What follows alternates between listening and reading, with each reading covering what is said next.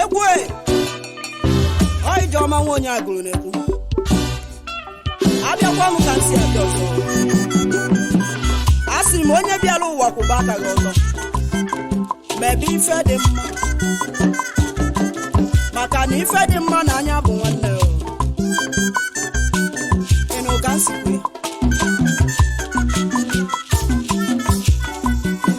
onye na-eme ife dị mma na ife dị mma ga-abịakwute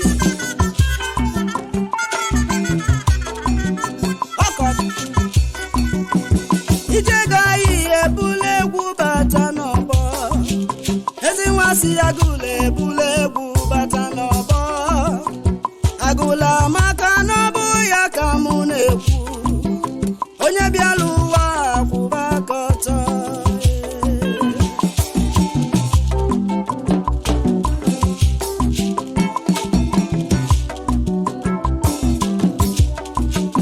ekekela ụwa wara ọsọ bịa n'ụlọ egwu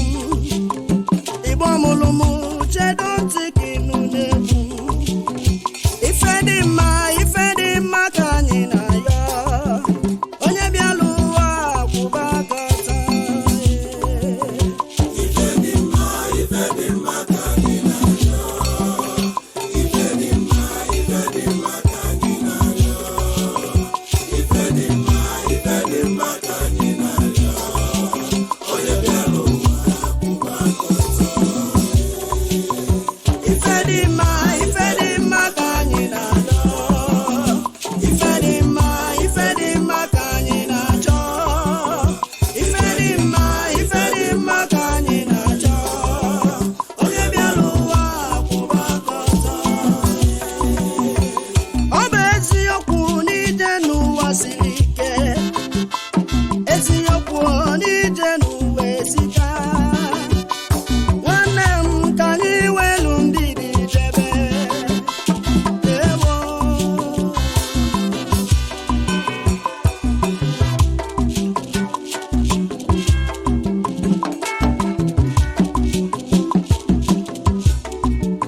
ebe ọ bụ na ị nọ nwanne m yọba chi gị yọba Chukwu obi ije n'ụwa dị mfe kwụba aka ọtọ aka ịkwụ ọtọ bụ nya na-edu onye bịara ụwa mebe mma ife dị mma ka anyị na-ayọ ife dị mma ka anyị na-achọ ife dị mma ka anyị na-achọ ọ bịara ụwa kwụba aka ọtọ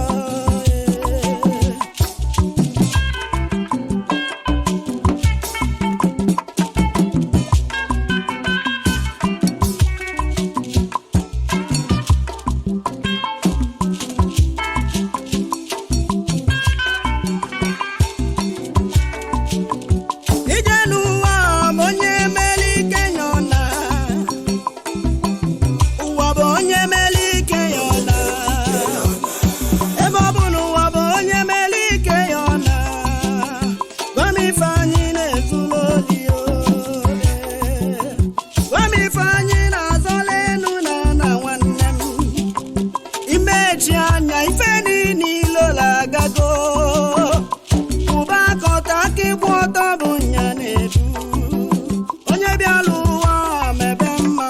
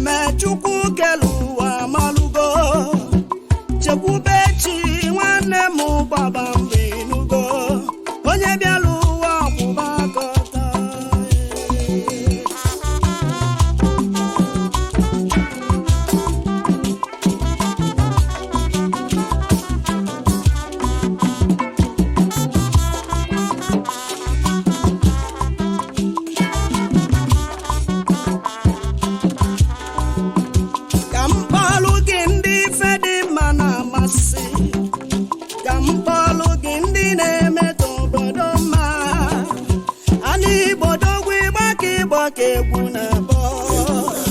odogwu nwa ọkwa eze agụ ka isi eje ọgaranya kenelu ụmụ ndị chọọchị nugo chọọchị ekene ka mụ ji agaluge ịgba nwa amama ife dị mma na-adị gị mma nwa nwere ugo bi ya gbala egwu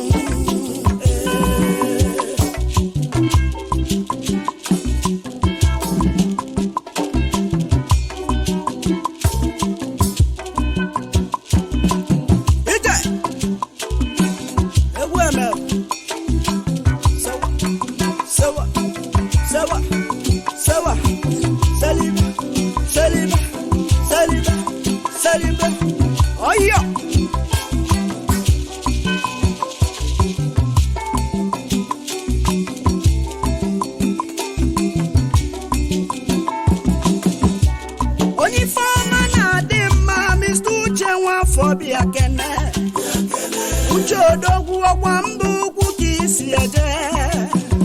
papa eji malụ maka oke eji malụ gị ọ gị na-eme nya ka egwu m ji akpọ gị kenelu m ụlọ ụlọ gị ndị nwere ugo bịa gbara egwu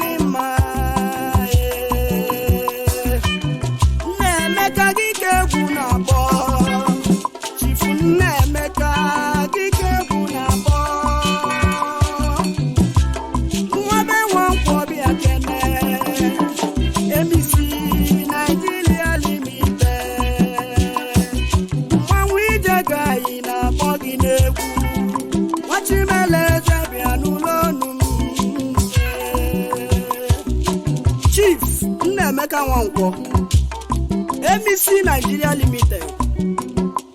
a very big guy. Onye nwanyị gọzie ego.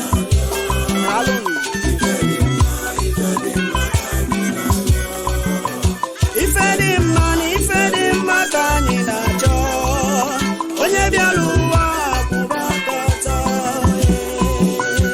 Kwụba aka ọtọ ka iwe nweta ife dị mma.